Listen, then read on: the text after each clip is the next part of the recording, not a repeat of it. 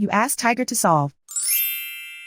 This deals with linear equations with one unknown. The final result is x equals 28/5. Let's solve it step by step. Group all x terms on the left side of the equation.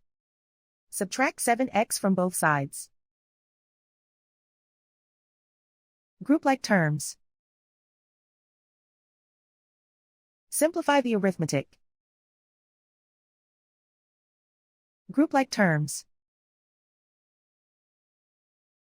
Simplify the arithmetic.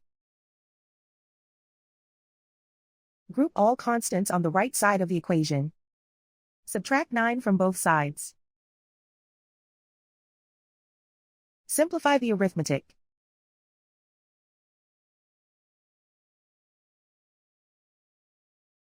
Isolate the x. Divide both sides by -5. Cancel out the negatives. Simplify the fraction. Cancel out the negatives. And so the final result is x equals 28/5.